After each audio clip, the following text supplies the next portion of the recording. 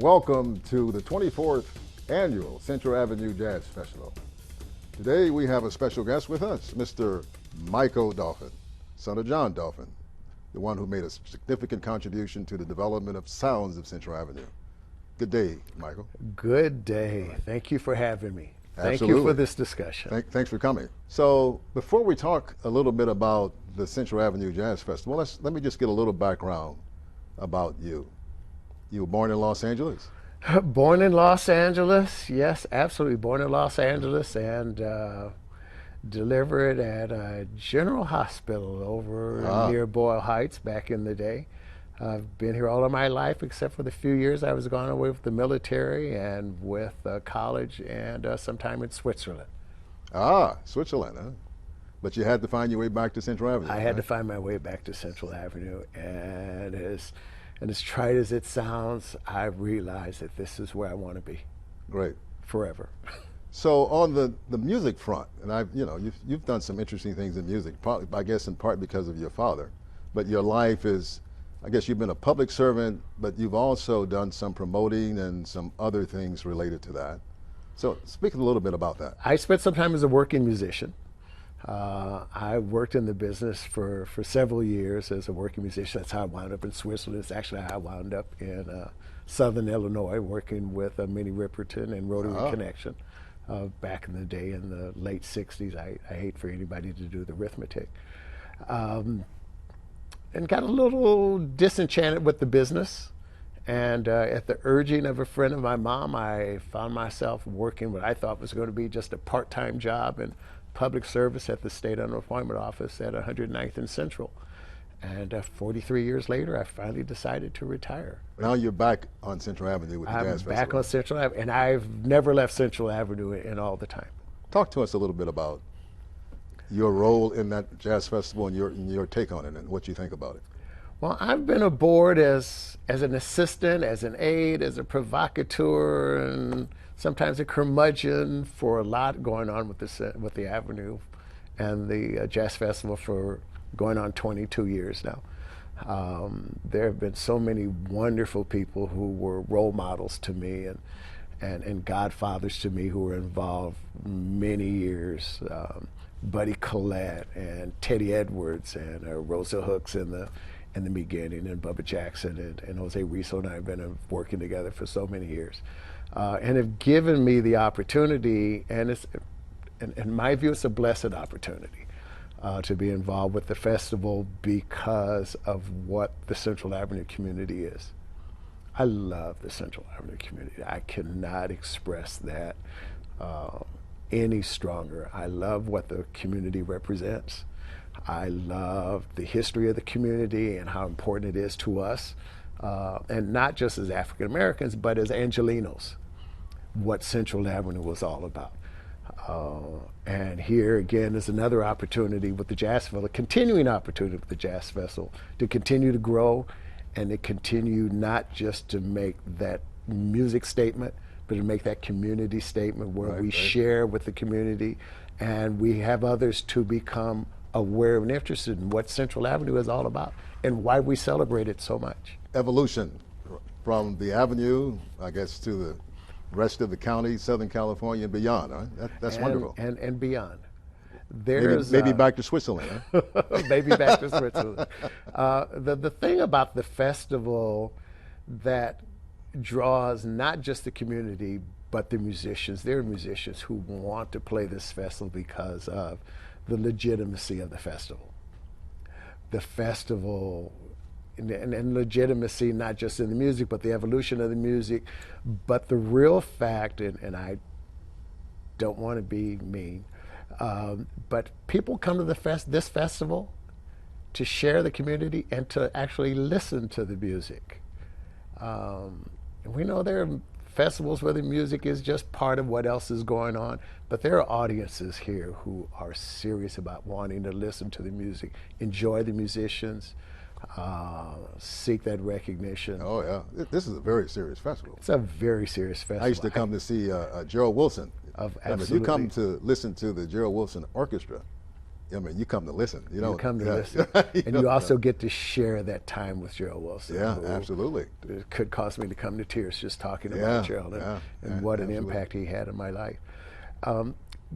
But it is that, it is that exactly. There are others and a number of colleagues who've been involved, along with Reed McClendon and a number of other folks, that could tell you that when we look down on the stage, from the stage, the first 6 or 7 rows are people we've been interacting with for the past 20 years.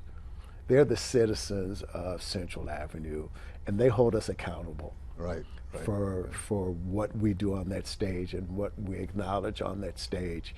And I usually look down. If they're nodding their heads, I know we're good. Right. Right. If they're right. smiling, Right, I know right. we're good. And if they're smiling, that makes me smile. And you get the wonderful mix too. I mean, it's become increasingly get a- eclectic, I guess. It's both Very. the audience and Yeah. and the music. The music, I think, varied and diverse. Right. Right.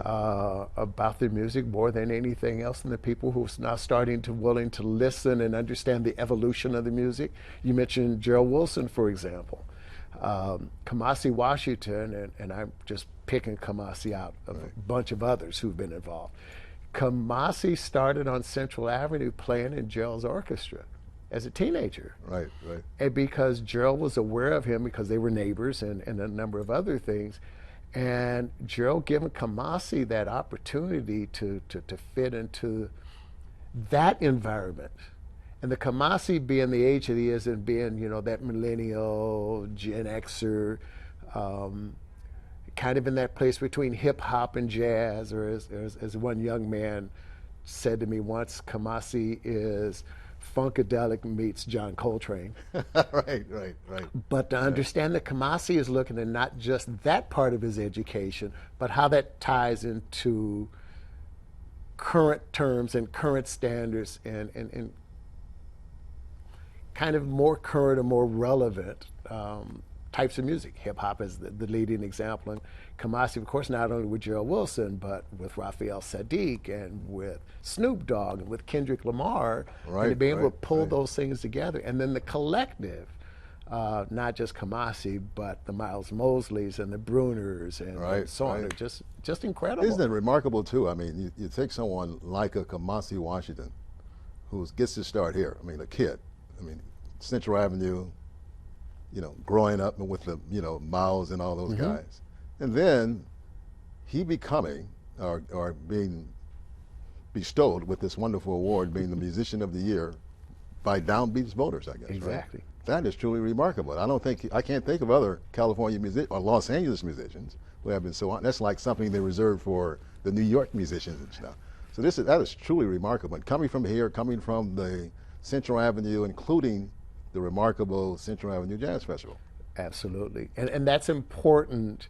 As you mentioned, everyone says New York, New York, New York, or maybe some of the other places. Los Angeles does have a jazz presence. It's always had a jazz presence.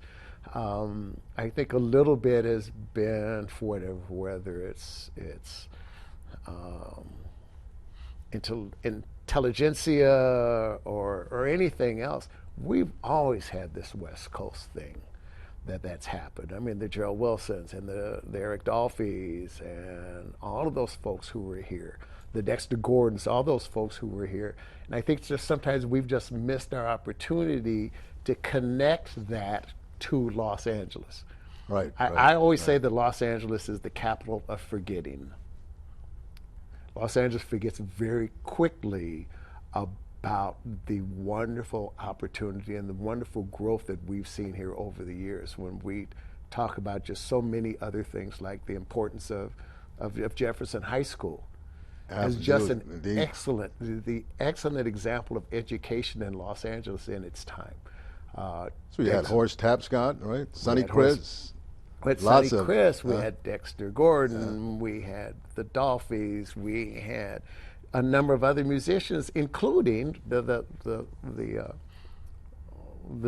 York reference. Alvin Ailey went to Jefferson High School. Oh, he did? So did Dorothy Dandridge. Oh. So did Dr. Ralph Bunche. Wow. I know Ralph Bunche, right? Yeah. And certainly there's a history to celebrate. That's part of the Central Avenue history, because of what Central Avenue was is maybe in its own Renaissance area, but just as in what Central Avenue could produce in both the arts and in Put a little entertainment footnote on, and in diplomacy. Who is Ralph Bunche? Now, I know who Ralph Bunche is. Dr. but Ralph just Bunche tell us. was the Secretary General of the United Nations in 1948 and was probably the most powerful black man in the world. And he was accorded the Nobel He was Peace accorded the Prize. Nobel Peace Prize, Right, for yes. his work in the Middle East. Yes. Yeah. So right here, Right here off from of Central Avenue, Central right here from Avenue. It's 41st remarkable. Place and Hooper. So this is I think, is a good time to segue.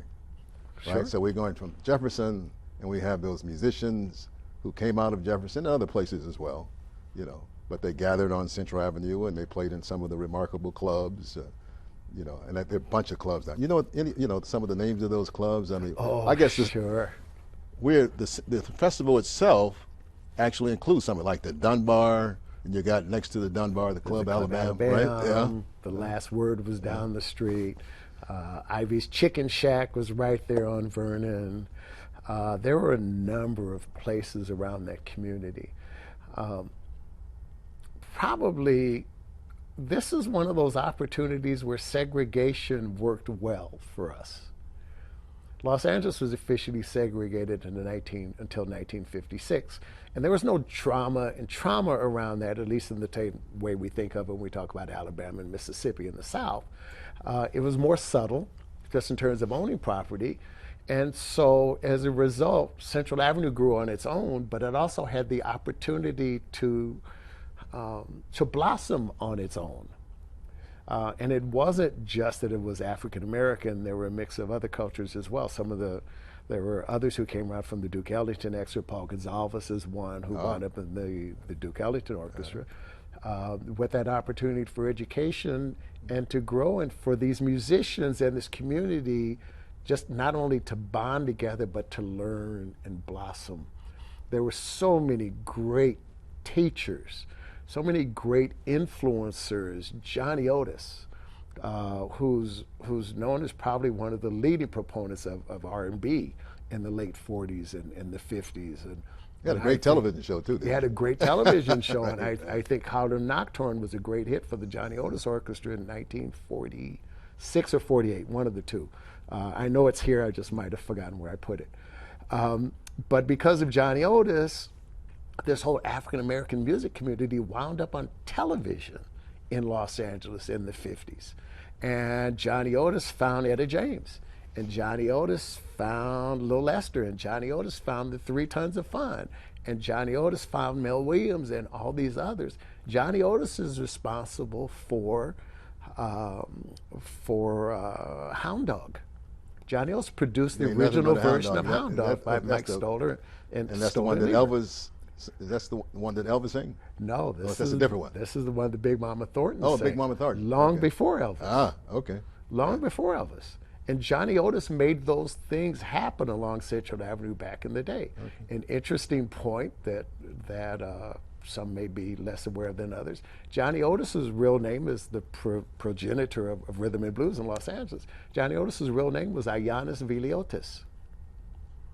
Johnny Otis came to us from just outside of Richmond, California, and got to Los Angeles, changed his name to Johnny Otis. All right, there you He go. was actually Greek. Yeah. This is a wonderful opportunity for segue. Your father, John Dolphin. Speak of name changes. Yeah. When I think of Dolphins of Hollywood, sometimes it says, where did the Hollywood part come from, and where did the Dolphin part come from? Right? Because I think there are two name changes. I mean, not a name change, but one is a name change in terms of if you go back in history, right? Your grandfather. Well, that's a long one that I think we've gotten kind of through family lore and that sort of thing is the name change, and I'm not really sure. I've always said I need to do better in terms of that was from Dolphin Lake and the part of Oklahoma where my dad grew up. But he wound up in Los Angeles at the urging of Gerald Wilson as one. Gerald Wilson knew him when he was in Detroit and was a car salesman. And had been talking about coming to Los Angeles and get to the music business and taking some of his talents that he had learned and skills he had learned from there. And he had it in his mind that when he got to Los Angeles, he was going to open Dolphins of Hollywood Records in Hollywood, because Hollywood was the place to be. But I heard too that he became familiar with L.A. because he had, at one point he was, one of the members of the sleeping car. It was a sleeping car porter, yes, right? So he would come in and out from Chicago, I think, or something like. And so he would hang out on Central Avenue. he'd hang out on Central And Avenue. he probably discovered what a lot of other people discovered, that in the middle of the, in December, you can wear a short sleeve shirt. I'm sure a lot of folks that got that from when you compare Detroit and Los Angeles. Right.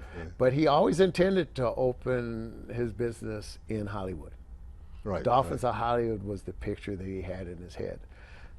And then sadly found out that he couldn't rent a place in Hollywood. And decided talking with some of his other friends and people he got into, wound up opening the store off Central Avenue. Now the first one was the first one on Central Avenue. The first one was on Central Avenue. The main store that became later was on the Vernon side. Right. 1065. So he moved East a Vernon. couple of times before he moved landed. a couple of times, yes. Now I read someplace that on the first one that he won half of it in a poker game. Is that I didn't apocryphal? read that one. You don't? I didn't read that one. I didn't read that one. You don't read that There's, one? No, you read that one. The I think it's, the I read it in internet I think it's publication. the book by your The book by my your nephew. Yes. Yeah. The book by my nephew, and that was probably one of the pages I said, I'll admit to that. I'll admit to that. My nephew Jamel, it was that labor of love. Jamel says, we need to do this. Oh, it's chock full of and- good stuff. and- though. and Yeah, Jim- it's a wonderful book. I mean, in terms It's a of the source, wonderful yeah. book, and it was Yeah. just. My dad's death was very traumatic Right. for me. Yeah. I was 9. Right. And though it come up several times in the past about doing it, I just couldn't do it. Right, I right, just could not do it. I could not do Took it. another generation to. It took another generation. For many, many years after his death, I never even set foot on Central Avenue. Okay. So let's just talk But about when a little. Jamel said, Right. I'm going to do this, Right. all we could, my brothers, my siblings, and I could say, yes, Right. Right. absolutely. Great. So let's just talk about a little bit about John. So this period from let's say 1940 to 1960, right around. I think he's and this is an interesting period for Central Avenue. We still have it's highly segregated. It's highly segregated. And there are benefits, of course, along with costs. And there's a big boom, and this population is going off the chart, part because World War II comes, and the defense industry is booming, so folks are coming to Los Angeles. Sure. Population goes from 65,000 approximately 1940 to 350,000 in 1960. So we're pushing at the seams off of Central Avenue. So all these wonderful things are happening. So John Dolphin's in the mix. He comes, and all this sound you talked about, earlier about all the sounds coming out of all these buildings and places on Central Avenue. So John is the one who begins to capture the sound. I think. I mean, this is one way of interpreting what's So you've got sounds, you can put them on the wax. So he begins to sell sounds, but he's also a businessman. So this part about business is fascinating to me, about what John Dolphin does. It's just beyond selling records. He begins to record, the recording stuff, and all the techniques that he uses to actually create a successful business. One of and during that time, radio was becoming big. The opportunity for people to hear music, and the opportunity for them to start to make some connection, I think, with disc jockeys. The disc jockeys they were not personalities, they were accessible. One thing I remember is my dad didn't really like genres. In his view, there were only 2 kinds of music, good and bad. Right. So, along the way, it wasn't just jazz. It was doo-wop. It was rhythm and blues. It was Even at the time of his death, he was right on the verge of signing the Beach Boys to do surf music. Because what he wanted to acknowledge is that there are types of music out there for everybody. And why not take advantage of that fact? Beyond race music. Beyond race music. Yeah. Take advantage of that fact and find out what works. And to reach out to an audience that supports that. The deal with KGFJ not only helped with Dolphins of Hollywood as a source of music, but also helped with Dolphins of Hollywood as a destination. Right. To be able right. to build this thing where kids could come to Vernon and Central and hold their dedications up against the window. Joni loves Chachi and Billy loves Mary and all those sorts of things. Right. But to be able to party, and I don't think I've ever confirmed it, but we used to have, and I say we only because I'm a Dolphin, listening stations in the back of the store where you could actually take a record and go back to the back of the store and listen to the record before you bought it. Right. The other thing about the radio, though, is by controlling some of that radio time for my dad was to be able to do his own instant response survey that allowed him to be able to gauge audience response by what they played on the radio that night. Right. You'd have people working the normal 8 to 5 shift, and you have people working the 4 to 12 shift, and you'd have people who were working the 8 to 4 shift. And they were getting off work all night long and available all night long. And sometimes the great thing about having a record sale in the middle of the night is that the folks were on their way home from work. And it was easy to just make a small detour to come buy records in the middle of the night. So the store became 24 hours, right? The store became 24 hours. I think I read again, Yeah. perhaps in your Yes. nephew's. That was in But he that said, too, and there's you some know, other it's piece not- that- he was going to so it invite the became- media, to press conference, and he's going to throw away the key to the Yes. store, right? And There's there no was, a need for big, a key. there was a 'cause big we'll- party. Yeah. There was a big throw away the key party in Right, the middle of right. the street Right. about throwing away the key and not needing the key anymore. And the record shop would be busy 24 hours. It Now was he was also in the recording business, right? yes, he was in the Did he- recording did he, business. Did he start that after he opened the record store? He started that after he opened the record store. Okay. Yeah. Did he ever record Ernie Andrews? Didn't record Ernie Andrews. Did record Charles Mingus and Buddy Collette. Their first records were there, and the story that I heard from Buddy himself was that he listened to what they had to offer one day and said, "Oh, that's not going to work. Charlie Parker is doing this, and Dizzy Gillespie is doing this. You guys take these records home and listen to them, and then come back." Right. And and Buddy Collette told me the story. They took the records home, they just came back, and my dad said, "That's it. Now let's make your first record." Okay. I have heard from the Smithsonian a couple of times that first record was called The Bus, and nobody seems to have a copy of it any place anywhere than than historical knowledge. Well, he recorded a lot of music, right? Recorded a lot. Do you have any idea how many? I mean, is there any roughly how many recordings? I looked on YouTube the other day, and I just it's a bunch of stuff. He's got There the money. are 150, about 153, 154 that are listed as I recollect. I got you. Right. Now, speaking of Ernie Andrews, a little bit. Mr. Central Avenue. Yeah, he's still with us. He's 92 years he's old. Still with us. Right, and is slated to participate in the festival, God willing. God willing, Ernie has he's at his age now. It's a little more difficult standing in front of the stage all day. But Ernie is Mr. Central Avenue. He is. We've never thought of doing the festival without being sure that Ernie was there. And in the years, as I recollect, there was one year that it was just a mix-up, and he called to say that he apologized profusely for not being able to make it, but things happen. The same thing happened to me one year. I had to call him and apologize because I wasn't going to be there. Ernie won a talent contest at the Lincoln Theater at 38th and Central when he was 17, as I recollect. And I say recollect, obviously I wasn't there. Right, right. But as I recollect, and from there, his career just spiraled upward. But at the same time, for all of the critical acknowledgement that Ernie got, there was a lot of back and forth about terms of kind of equality and equity. Right, right. In the things that, and Ernie is recorded with a bunch of folks, just a bunch of folks, from Basie to the Philip Morris Orchestra, to Cannonball Adderley, Right, to right, a number of other right, albums, and so on his own.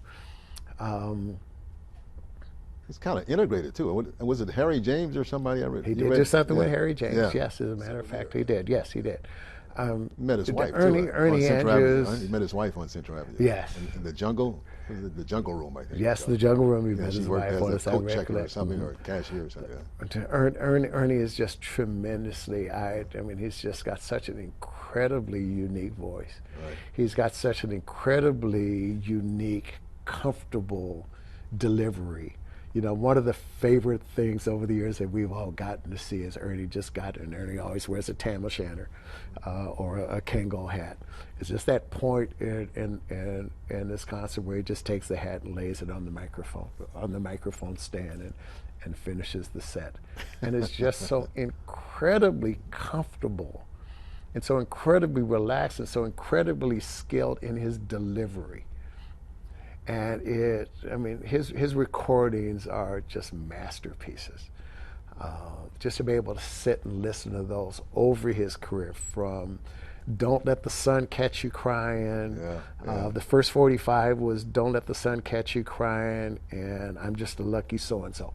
Right, I right. think right. that was 1946, 47, somewhere around. And I think the second one you mentioned was the first song, and they were going to wax it, I guess, and they needed a side. They needed a second side. B. Bill Green went home and wrote it. Right, and wrote it right. that night. Let's just put this on the other side. Right.